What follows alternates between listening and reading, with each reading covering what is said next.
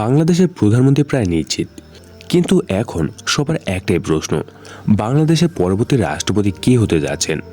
প্রবীণ রাজনৈতিক নাকি আন্তর্জাতিক খ্যাতিসম্পন্ন কোনো ব্যক্তিত্ব?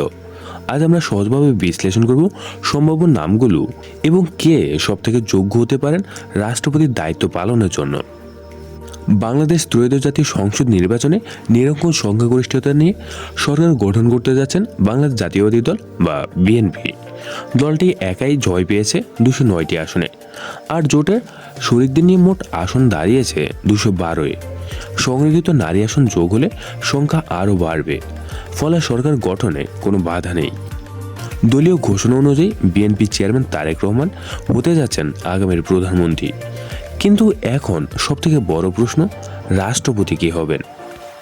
রাষ্ট্রপতি পদে আলোচনায় যারা আছেন তাদের নাম পর্যায়ক্রমে বলা হলো। প্রথম আছেন নজরুল ইসলাম খান। নজরুল ইসলাম খান বিএনপির একজন প্রবীণ ও গুরুত্বপূর্ণ নেতা। তিনি দীর্ঘদিন ধরে দলের রাজনীতিতে সক্রিয় ছিলেন, যদিও কখনো মন্ত্রী হননি এবং এবারের নির্বাচনেও অংশ নেননি। তবুও তার অভিজ্ঞতা ও রাজনৈতিক অবদান তাকে রাষ্ট্রপতির পদের জন্য শক্ত প্রার্থী হিসেবে তুলে ধরেছে। তিনি একসময় কুয়েতে বাংলাদেশের রাষ্ট্রদূত হিসেবে ছিলেন। দলের ভেতরে তাকে বিশ্বস্ত ও অভিজ্ঞ নেতা হিসেবে দেখা হয়। অনেকে মনে করেন তাকে রাষ্ট্রপতি করলে অভিজ্ঞতার মূল্যায়ন করা হবে। এবং এরপর আছেন প্রফেসর ডক্টর মোহাম্মদ ইউনুস। মোহাম্মদ ইউনুস আন্তর্জাতিকভাবে স্বীকৃত একজন ব্যক্তিত্ব। তিনি নোবেল শান্তি পুরস্কার বিজয়ী এবং বিশ্বজুড়ে সম্মানিত। অরাজনৈতিক হলেও তার গ্রহণযোগ্যতা দেশ ও বিদেশে অনেক বেশি। যদি তাকে রাষ্ট্রপতি করা হয় তাহলে আন্তর্জাতিক অঙ্গনে বাংলাদেশের ভাবমূর্তি আরও শক্তিশালী হতে পারে, এমনটাই আলোচনা চলছে। এবং এরপর আছেন মির্জা ফখরুল ইসলাম আলমগীর। মির্জা ফখরুল ইসলাম আলমগীর বিএনপির মহাসচিব হিসেবে দীর্ঘদিন ধরে দায়িত্ব পালন করছেন। দলের অন্যতম মুখপাত্র এবং অভিজ্ঞ সংসদীয় নেতা, তাকেও সম্ভাব্য তালিকায় রাখা হয়েছে। এবং এরপর আছেন আব্দুল মঈন খান।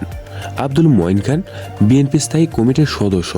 তিনি শিক্ষিত, অভিজ্ঞ এবং আন্তর্জাতিক বিষয়ে পারদর্শী হিসেবে পরিচিত। তাহলে সবথেকে যোগ্য কে? রাষ্ট্রপতি পদ মূলত সংবিধান ও মর্যাদাপূর্ণ একটা দায়িত্ব। এখানে প্রয়োজন রাজনৈতিক অভিজ্ঞতা, গ্রহণযোগ্যতা, নিরপেক্ষ ভাবমূর্তি, আন্তর্জাতিক মর্যাদা। যদি রাজনৈতিক ভারসাম্য ও দলীয় অভিজ্ঞতাকে গুরুত্ব দেওয়া হয় তাহলে নজরুল খান এগিয়ে থাকতে পারেন। আর যদি আন্তর্জাতিক গ্রহণযোগ্যতা ও অরাজনৈতিক ভাবমূর্তি প্রাধান্য পায় তাহলে ডক্টর মোহাম্মদ ইউনুস একটা শক্ত নাম হিসেবে ব্যাহত থাকবে। 2001 সালে বিএনপি 4টি জোট নিয়ে বিপুল জয় পেয়েছিল। তখন প্রধানমন্ত্রী ছিলেন খালেদা জিয়া। এবারও প্রায় 2 যুগ পর একই ধরনের বড় জয় পেয়েছে দলটি। ফলে রাষ্ট্রপতি নির্বাচনও হয়ে উঠেছে অত্যন্ত গুরুত্বপূর্ণ একটা সিদ্ধান্ত। প্রধানমন্ত্রী প্রায় নিশ্চিত। এখন সবার দৃষ্টি রাষ্ট্রপতি পদের দিকে। কে হবেন বাংলাদেশের পরবর্তী রাষ্ট্রপতি? প্রবীণ রাজনৈতিক নাকি আন্তর্জাতিক ব্যক্তিত্ব? চূড়ান্ত সিদ্ধান্ত খুব শীঘ্রই জানা যাবে। আপনার মতে কে হওয়া উচিত বাংলাদেশের রাষ্ট্রপতি? কমেন্টে জানান আপনার মতামত। ভিডিওটি ভালো লেগে থাকলে লাইক দিন, শেয়ার করুন এবং আরও ইন্টারেস্টিং ভিডিও পেতে চ্যানেলটা সাবস্ক্রাইব করতে ভুলবেন না। ধন্যবাদ সবাইকে।